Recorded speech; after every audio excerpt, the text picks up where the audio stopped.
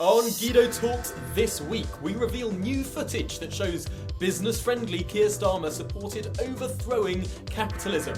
The government swerves with jiggery-pokery on the Genocide amendment vote, and Boris Johnson hires 3 separate photographers to take pictures of his dog. All that and more coming up on the show. Stick about.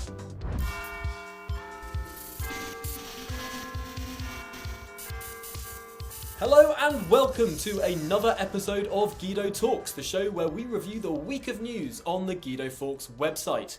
My name's Tom Harwood, and once again I'm joined by reporter Christian Calgi and not Paul Staines, the founder and editor of Guido Fawkes. This week, Paul has had some technical issues and so can't be joining us. I hear that the issues might be something to do with the fact that we're recording this on his birthday. Well, without further ado, let's get on with the show. During PMQs this week, Keir Starmer was incredibly keen to paint himself as a business-friendly figure. He used all of his questions to quote people from the Chamber of Commerce and business owners and saying how important it is to protect businesses throughout this pandemic. Which is a world away from a video that we unearthed from February last year during the leadership contest, where Sir Keir had something very different to say. I think we've got to have the courage to say the economic system, the free market economic system, is busted. It needs to be replaced with a new economic system where government sets the direction and sets the framework. Now that was Keir Starmer speaking to the hard left Mayor of North of Tyne, one of the last vestiges of the Corbyn era left in the Labour Party. But that was less than a year ago that Sir Keir was talking about overthrowing capitalism. And now he's trying to appear as sort of a business-friendly, middle-of-the-road figure. And I just wonder how many bits and bobs from his leadership campaign, which was very, very recent, where he was saying very, very different things in a very, very different way to the way that he's speaking now. How much is this going to come back to bite him and make him seem sort of two-faced to the electorate? This week we saw the Green Party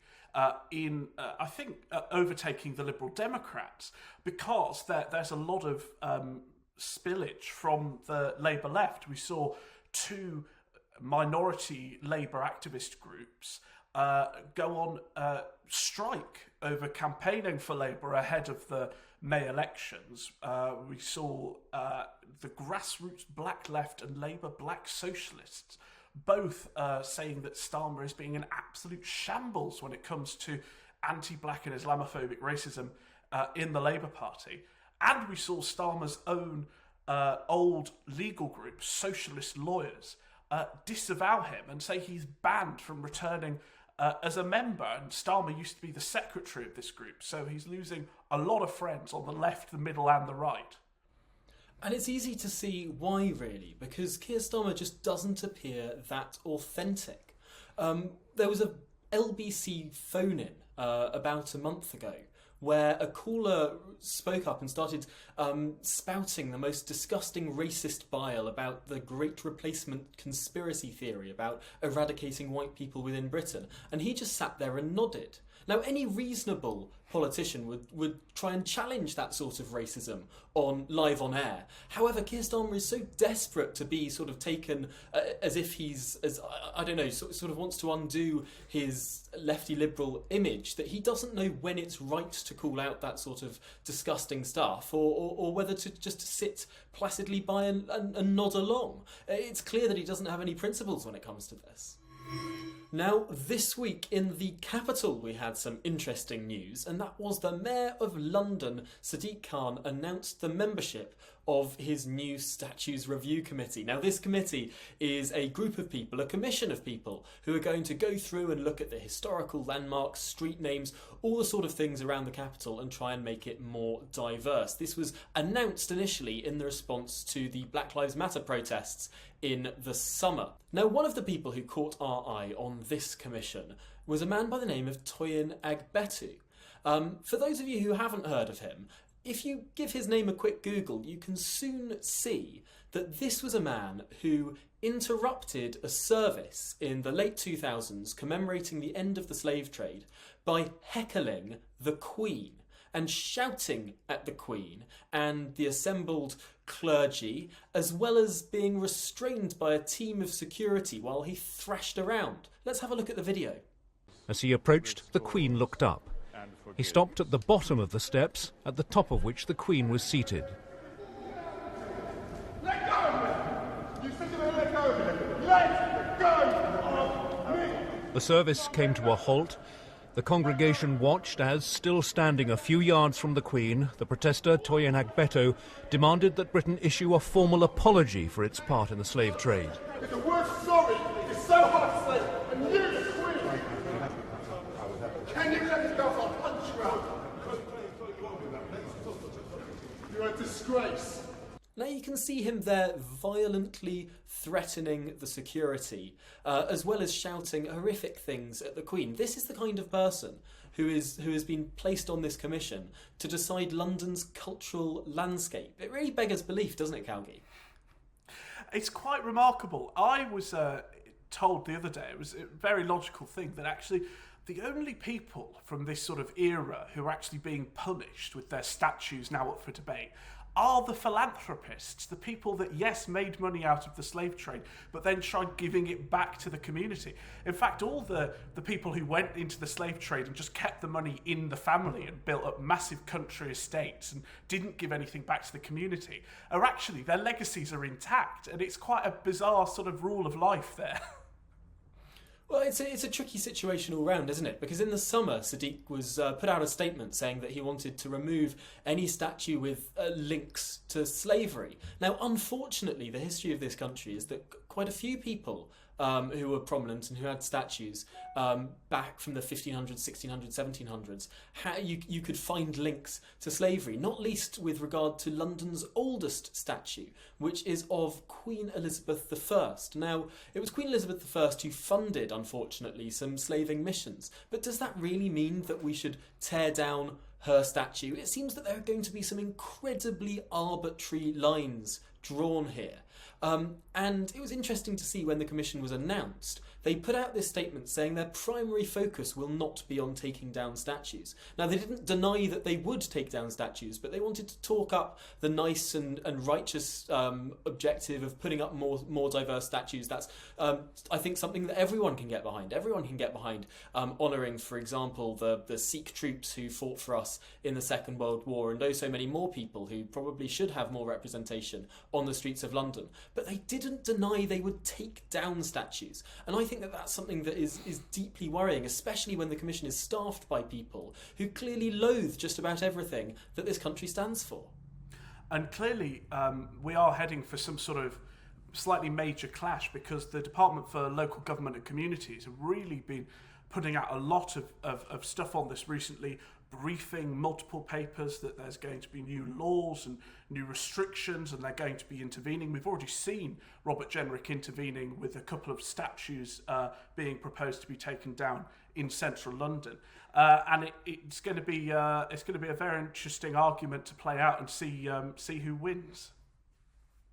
Absolutely, and we've seen, particularly with regard to universities, people who aren't even known for being involved in the slave trade, tangential links, whether it's Enlightenment philosophers up in Scotland or liberal politicians in England. The buildings that are named after these people are being completely changed and taken away, and I think it's a very worrying precedent when it's someone. It's obviously more debatable if it's someone who's only known for being Slavey McSlaveface, but if it's someone who is only tangentially linked and is primarily known and remembered for something completely different, where's the justification? I think this is quite a worrying trend. Talking of having it both ways, the government's performed a remarkable U-turn this week on the topic of COVID passports. On Sunday, we had the Vaccine Minister, Nadhim Zahawi, saying this. The Prime Minister of Greece has said that he would welcome people to come on holiday in Greece, but they will have to have some kind of vaccine passport to show they've been vaccinated first. Is that something that the British government is looking at, the idea of a vaccine passport specifically to allow people to come and go in the months ahead? No, we're not. And there are several reasons why we're not doing that. One, vaccines are not mandated in this country, as Boris Johnson's quite rightly reminded Parliament. That's not how we do things in the UK. We do them by consent. We yet don't know what the impact of vaccines on transmission is, and it would be discriminatory. Of course, you have the evidence that you've been vaccinated held by your GP, and if other countries require you to show proof of that evidence, then that is obviously up to those countries. But we've vaccinated, or we've given the first dose to 11.5 million people, and we have no plan of introducing a vaccine passport. A couple of days later, however, the Transport Secretary, Grant Shapps, was on the airwaves, admitting that the government is, in fact, looking at COVID passports for going abroad. He's in talks with counterparts in other countries. The government has indeed given money to a company to develop digital COVID passports. And this was never quite cleared up, because actually the conversation in the middle of the week then moved on to this whole farce about whether or not people should be booking holidays abroad for the summer, whether it was safe, whether it was a risk, etc. But the reality is we don't yet know whether other countries are going to allow people into the country with or without a COVID passport. And this really is the crux of the matter, isn't it? It's not really under the purview of the UK government in terms of whether other countries ask for certification of vaccines when visiting them. So the ministers can say whatever they want to on vaccine passports, but ultimately it's not the UK government that decides whether Greece or Spain or any other country in the world decides whether it needs a passport to get in it that certifies having a vaccination or not. Now, some loudmouth commentators on Twitter were in for a bit of a shock this week after a certain section of the left had been railing against the UK's pioneering first doses first strategy when it comes to vaccinating as many people as possible rather than doing those 2 doses closer together, because the World Health Organization has come out in favour of this policy, both saying it's the correct thing and actually increases the immunity level delivered from the AstraZeneca vaccine, but also that the AstraZeneca vaccine is safe and effective for everyone, even the over 65s. Now, for those people who've been decrying the UK strategy as reckless or evil or wrong, this was a big problem, because a lot of the people who've been saying that have been saying listen to the WHO. Well, now I'm afraid it's the WHO that is agreeing with the UK government. What a turn up for the books. And of course, we've now hit the milestone of 25% of UK adults having received at least one vaccination. This is all good news. However, there is some sign that things might be tapering off. And there's words that this could be a deliberate strategy to try and hoover up those remaining crumbs of over 70s who have still not yet had the vaccine, which strikes me as slightly misguided as a strategy. Now, it's worth saying that these are only rumours, and we're still seeing hundreds of thousands of people being vaccinated every day. In fact, the UK's vaccination effort is so impressive that this week we saw the number of people vaccinated in the UK overtake the number of people vaccinated in the EU. Now, the UK is a country of 67 million people. The EU has I was about to say a country, it wishes. The EU pretends to be a country of 500 million people. And so for the UK to have inoculated more people within our borders than the entire 27 countries within the EU is an incredibly impressive feat. A one-party regime engaging in frequent purges of those disloyal to the leader. We're not talking about the USSR, we're going up to Scotland. And this week, we noticed that a book publisher in Scotland is to delight all of us with a publication of Nicola Sturgeon's greatest speeches. Not only does this sound like a parody of Mao's Little Red Book, but in fact the title is going to be Women Hold Up Half the Sky, which is itself a Chairman Mao quote. The story gets slightly more interesting when we looked into who exactly is funding Sandstone Press, the publishers of the book. The managing director, according to his Twitter account, is himself a sycophantic nationalist. But the company has been bunged quite a lot of money from Creative Scotland, the Quango up there, and were in fact taken to court last year by their rivals after Creative Scotland poured $410k worth of National Lottery money into Sandstone Press to underwrite £310,000 worth of losses. And they've indeed been called a nationalised publisher by some more sceptic opponents. So Guido can only presume that this new little pink book will be compulsory reading for all school children shortly. Now, despite a lockdown, there have been lots of parliamentary machinations this week, not least over the incredible rebellion over the Genocide amendment to the trade bill. Now, for those of you who've been following, we've done a few stories on this, but this week we saw the government really get its hands dirty in how it's dealing with this sizable rebellion spearheaded by Ian Duncan Smith.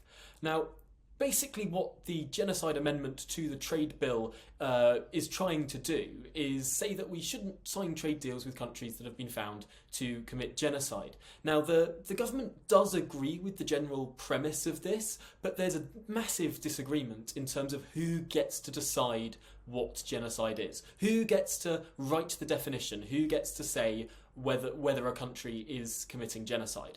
The government wants to say that Parliament should decide that, and this particular rebel amendment wants to say that the courts, that judges should say who decides genocide. Now, this has been pinged to and from the Lords a couple of times already, and the government actually this week, when everyone was expecting the vote to be, bundled the votes in such a way that the Genocide amendment that says it should be left to the courts to define genocide was actually not able to be voted upon. And instead, a separate, similarly worded but government-backed amendment produced by Bob Neill was voted on instead. Now, this meant a whole world of trouble for a lot of Conservative backbenchers. There were threats from whips. There was also an unusually harshly worded letter signed by hundreds of Uyghur victims from China. Now, the Lords has continually voted in favour of the Genocide Amendment, but the government has, with thin majorities, despite having an 80-seat majority in the Commons, there's only usually around 10 MPs comfortability for the government on this. So this will be something that will be going forward and on, and we'll be sure to keep an eye on it. A classic in the genre of scurrilous government waste this week, as it emerged that Boris is now using his three taxpayer-funded number 10 photographers to do photo shoots with his dog. Last week it was revealed that Boris now hires three number 10 photographers. You've got Andrew Parsons, who's a long-time Tory photographer and is a proper spad, is on pro rata 100,000 a year. You've got Simon Dawson, who's a new hire. He's on about 60k. And you've got Pippa Fowles, who is on secondment from the Ministry of Defence and could be earning up to £38,000. They decided to use this to do a lovely photo shoot of Dylan the dog frolicking in the snow. If this wasn't bad enough, the photographer, in this case it was Pippa, though he had his pick, failed to blur out Dylan's dog collar and therefore accidentally exposed Carrie Simon's phone number to the world. Not to be outdone, Larry the cat also got a photo shoot this week and asked by the lobby, Allegra Stratton told the press that the photographers document the work of the government. And when asked if Dylan now constitutes the government, she doubled down, saying they document the work of not just the Prime Minister, but the whole Cabinet. So that is a massive promotion for Dylan, if accurate. On Thursday night, we got the exciting news that Laurence Fox's political party Reclaim has finally been approved by the Electoral Commission. It does seem like an age ago that this phenomena came to the fore via Lawrence's appearance on Question Time, and he then announced that he's going to set up this sort of anti-woke, culture war-focused party, and there's no doubt that a lot of people are going to be very interested in it. Ironically, we did notice that in the same Electoral Commission announcement confirming the party's approval, they also denied approval to a Black Lives Matter party, so in a way that's already 1-0 to Laurence. And moving on to another culture war story, a much more light-hearted one, the internet was set alive this week by a phenomenon from Weetabix, as they suggested a new breakfast delicacy of Weetabix with beans on. It was utterly vile, but never let it be said that the Commons is out of touch with the public interest. It found its way into the Commons, and Jacob Rees-Mogg lambasted the proposal. Mr. Speaker, as they used to say, Weetabix are on Beatabix. My personal preference, if I were to eat Weetabix, is not with baked beans, which I've always thought absolutely disgusting. There was an advert. Well, I'm sorry if I've upset the makers of baked beans, but there was a saying, which is desperately politically incorrect nowadays, so I hope the right honourable lady will forgive me. It was their advertising slogan: 1 million housewives every day pick up a can of beans and say, Heinz means beans. But when I was a child, this was corrupted to 1 million housewives every day pick up a can of beans and say, yuck, throw them away. And I'm sorry, that has always been my view of baked beans. But Weetabix is absolutely splendid, served with hot milk and brown sugar. Though for preference for breakfast, Mr. Speaker, you will know what I like. It's Nanny's homemade marmalade on toast. I think the good people of Wigan will be offended where all the baked beans for Europe come from. Yes, I can see the factory all sending their letter to the leader now. Well, that's it for this week. Thank you for sticking with us for another episode of Guido Talks, a slightly unusual one, recorded, of course, on Paul's birthday. Happy birthday, Paul. Remember, you can listen to us wherever you get your podcasts. Google Podcasts, Apple Podcasts, Spotify, all over the place. But also, crucially, this is available to watch as a video on YouTube. Not only can you watch this podcast on YouTube, but you can also skip to the specific bits you want to hear about using the links in the description. Thanks for watching. See you next week.